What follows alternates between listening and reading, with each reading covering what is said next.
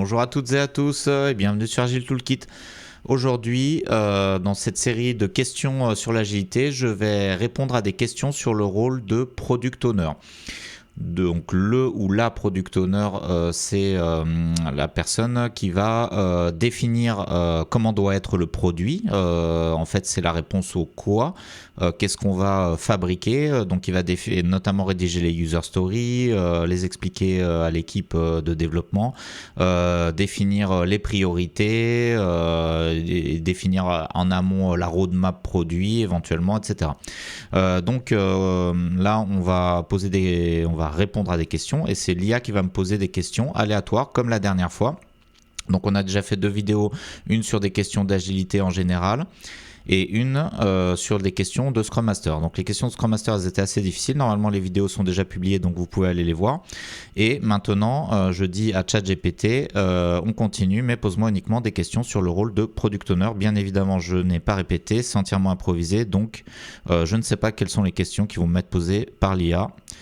Et on va le découvrir tout de suite. Première question. On passe maintenant uniquement à des questions sur le rôle de Product Owner. Ok. Comment décrirais-tu la responsabilité essentielle du Product Owner en une seule phrase ? Eh bien, alors je l'ai déjà fait juste avant, donc en une seule phrase. Le Product Owner, c'est la personne qui doit définir quel doit être le produit. Qu'est-ce qu'on va fabriquer ? Voilà. Que doit-on développer d'un point de vue fonctionnel et pas d'un point de vue technique. Là où l'équipe, elle, va se poser la question, et accompagnée de son Scrum Master, comment on va arriver à atteindre le but donc comment on va arriver à développer ce qui est demandé par le ou la Product Owner. Voilà, je pense que c'est une seule phrase. Bon, j'espère que c'est assez clair. Dites-moi en commentaire si jamais vous n'êtes pas d'accord. Donc ça, je ne vais pas développer plus parce que c'était demandé une seule phrase. Donc, on continue. Question suivante. Comment un product owner peut-il équilibrer au quotidien les demandes des utilisateurs, les attentes des parties prenantes et les contraintes techniques de l'équipe ? Alors, ça c'est une question difficile parce que c'est essentiel dans le rôle du product owner. Le product owner, en fait, va être au centre de toute l'organisation. Donc, en amont du product owner, il y a les besoins qui sont exprimés par des utilisateurs qui peuvent être définis ou dégrossis par des business analysts, qui peuvent venir de parties prenantes qui utilisent le produit, etc. Ça dépend de quel produit. En tout cas, le product owner va devoir prendre en entrée de son travail tous les besoins autour du produit. Donc le product owner peut aussi définir lui-même les besoins en partie de ce qu'il connaît des utilisateurs ou des clients potentiels du produit. Donc ça c'est en amont du travail du product owner. Ensuite, le product owner ou la product owner, dont tous les rôles, ça peut être masculin ou féminin bien évidemment, donc le product owner va synthétiser tous ces besoins qui peuvent être très abstraits et qui peuvent aller dans tous les sens sous forme de features ou plus précisément de user story. Et le product owner va devoir prioriser, savoir qu'est-ce qui est le plus important à développer en premier, dans quel ordre on va faire les choses, quelles sont les fonctionnalités prioritaires. On va devoir rédiger des user stories, synthétiser ça, mais après ça va être présenté à l'équipe. Et l'équipe de réalisation, l'équipe de développement va elle-même pouvoir faire un retour au product owner sur combien ça va coûter de développer telle ou telle user story, quelles sont les contraintes techniques. Donc il y a des choses qui peuvent être impossibles à faire pour des raisons techniques ou très coûteuses. Il y a des choses qui peuvent nécessiter d'attendre parce qu'on a besoin de tel autre composant technique mais qui n'est pas encore disponible et il faut attendre. Donc l'équipe va aussi remonter des contraintes de développement, des contraintes opérationnelles au product owner. Donc le product owner va devoir prendre en compte tous ces paramètres. Donc c'est une véritable équation qui peut être très compliquée. Donc là, c'est bien écrit utilisateur, partie prenante. Donc partie prenante, c'est tous les gens qui sont intéressés au développement logiciel, stakeholders en anglais. Et l'équipe, contrainte technique de l'équipe de développement si on développe un logiciel. Donc tout ça, le product owner va être tiraillé entre toutes ces contraintes, entre tous ces besoins, toutes ces demandes différentes qui peuvent parfois être contradictoires, hein. Il faut arriver à les équilibrer au quotidien. Alors là, j'ai décrit un peu le problème, mais j'ai pas expliqué comment on peut faire. Alors la première des choses, c'est donc il n'y a pas de recette magique, hein, c'est pas automatique, mais la première des choses, c'est d'être en relation, d'échanger avec les utilisateurs, les parties prenantes, les équipes techniques. Donc le product owner doit faire plein de réunions, être au contact, ne pas être éloigné, par exemple. Parfois le product owner peut être trop présent dans l'équipe, mais parfois il peut être trop absent. Donc il peut très bien, ça peut arriver dans une entreprise que le product owner rédige les user stories, les envoie à l'équipe et n'explique jamais rien et ne revient qu'à la démo à la fin du sprint par exemple, voire même pas, peut-être qu'il revient dans plusieurs démos. Donc ça c'est pas bon. Donc le product owner doit dialoguer notamment avec les équipes techniques. Souvent il peut y avoir des frictions entre les product owners et les équipes techniques parce que les équipes peuvent avoir des contraintes techniques, des contraintes de développement, ça peut prendre plus de temps que prévu pour telle ou telle raison technique et donc le produit c'est une chose, mais la technique, le développement, les langages de programmation, etc. c'est une autre, et ces deux mondes sont différents et doivent se comprendre et travailler ensemble en bonne harmonie. Donc ce qui est important, c'est que le product owner soit aussi à l'écoute de l'équipe et des contraintes qui sont remontées par l'équipe. Donc ça, c'est la première chose, c'est d'échanger, discuter avec toutes ces personnes. Donc c'est vraiment pas simple parce que le product owner doit parler à des groupes de gens très divers et doit faire une synthèse.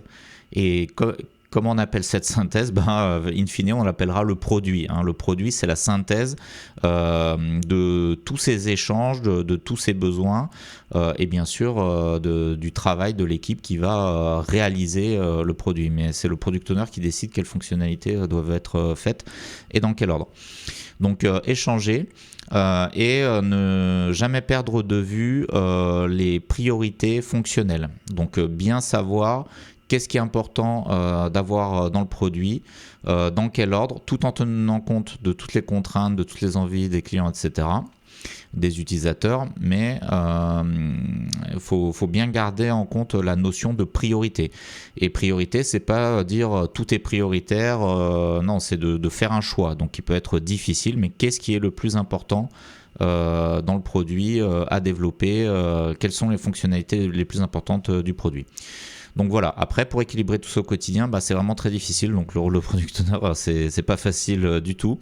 Donc là, je vais pas développer plus pour cette réponse, mais voilà, ça mériterait tout un tas de vidéos là-dessus. Après, il y a différents ateliers spécifiques qui peuvent permettre de faire émerger le besoin, des ateliers pour prioriser, etc., des outils. Mais bon, je ne vais pas entrer dans les détails, parce que sinon la vidéo durerait trop longtemps et je veux faire plusieurs questions et je vais essayer de faire en sorte que ça dure moins de 15 minutes. Donc question suivante.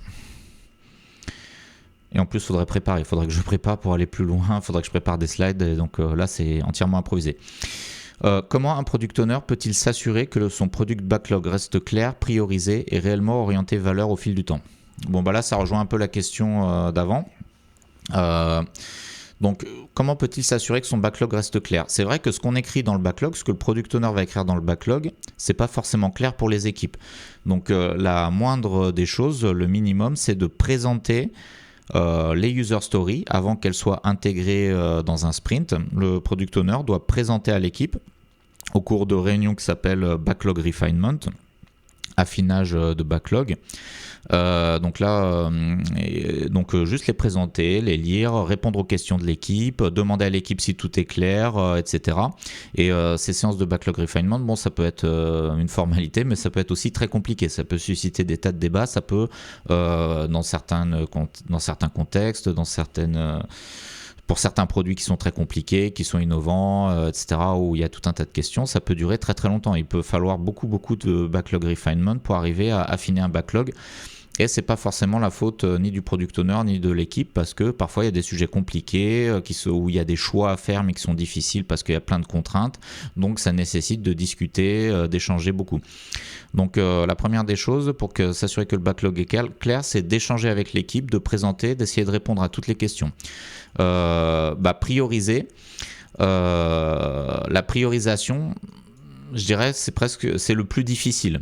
Il n'y a pas de règle formelle pour prioriser, mais une des choses qu'il faut bien comprendre, c'est qu'une priorisation sur un ensemble user story, c'est pas dire la moitié de tout le backlog c'est priorité 1, l'autre moitié c'est priorité 2. Non, priorité c'est de choisir un ordre.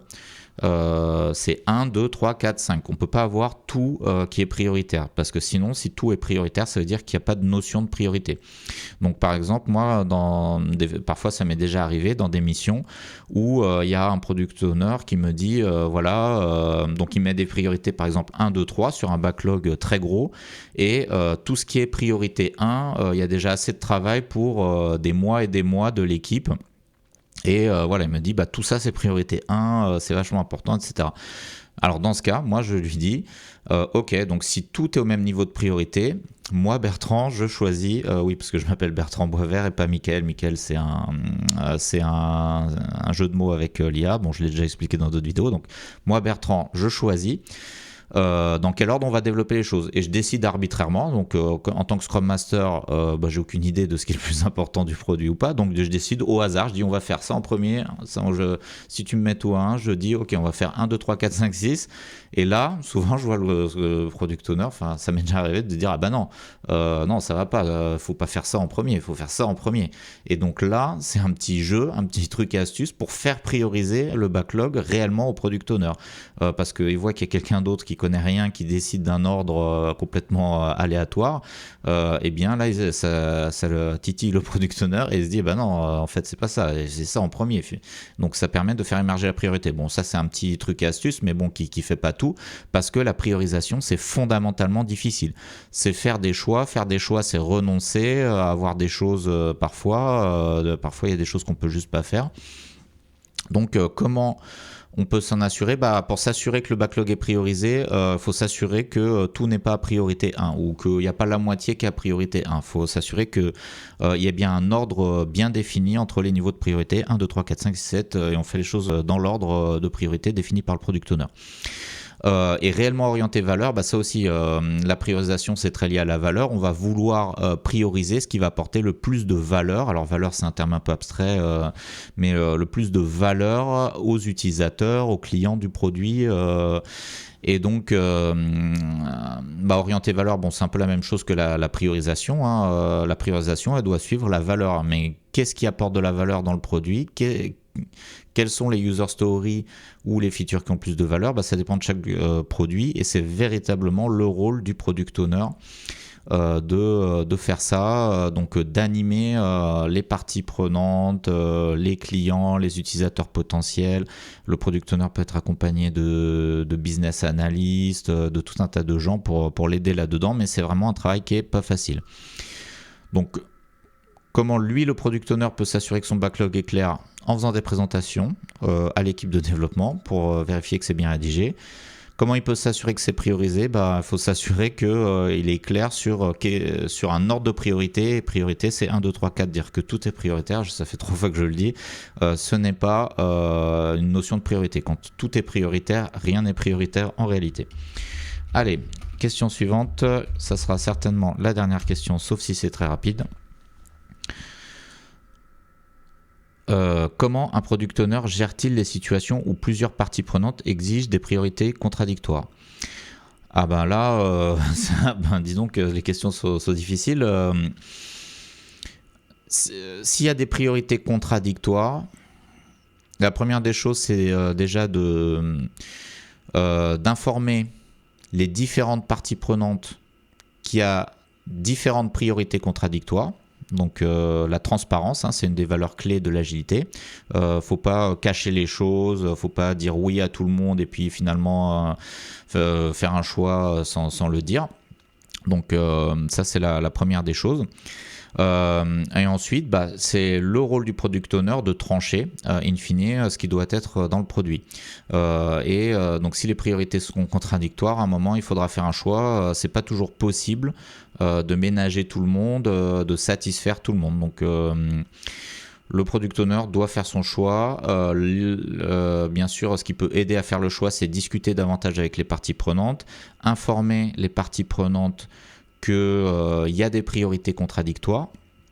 leur dire voilà, vous me demandez de faire ça, mais il y a telle autre partie prenante qui me demande de faire ça et c'est le contraire, ou je peux pas faire les deux en même temps, donc il faut que je fasse l'un avant l'autre.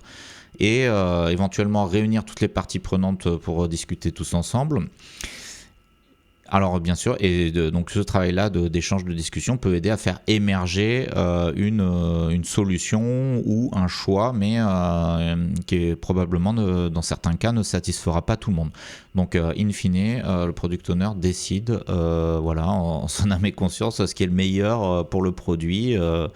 Voilà, donc ça peut prendre la forme de compromis, faire un peu pour l'une, un peu pour l'autre, mais ne pas les satisfaire entièrement si c'est possible.